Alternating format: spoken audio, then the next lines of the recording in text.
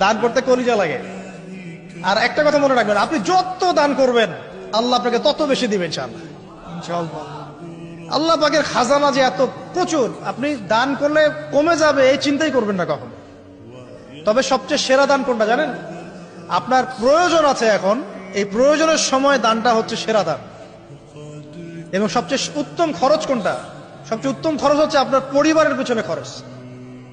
আপনার পরিবারের পিছনে খরচটা আপনার সবচেয়ে শ্রেষ্ঠ খরচ। আর দান করে মধ্যম পন্থায়, এমন হবে না যে নিঃস্ব হয়ে গেলেন দান করে একদম, আবার এমন না যে কৃপণতা প্রদর্শন হচ্ছে, এমনও না। মধ্যম পন্থায় দান খয়রাত করবে ইনশাআল্লাহ।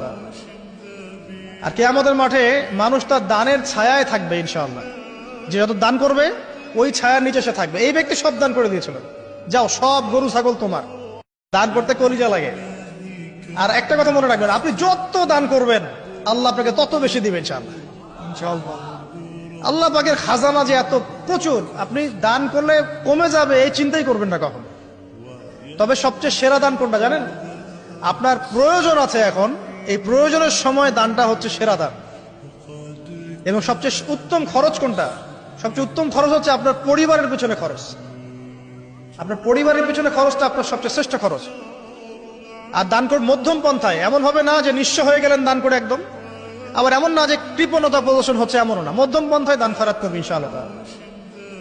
আর কিয়ামতের মাঠে মানুষ তার দানের ছায়ায় থাকবে ইনশাআল্লাহ। যে যত দান করবে ওই ছায়ার নিচে সে থাকবে। এই ব্যক্তি সব দান করে দিয়েছিল, যাও সব গরু ছাগল তোমার। দান করতে কলিজা লাগে। আর একটা কথা মনে রাখবেন, আপনি যত দান করবেন আল্লাহ আপনাকে তত বেশি দিবেন ইনশাআল্লাহ।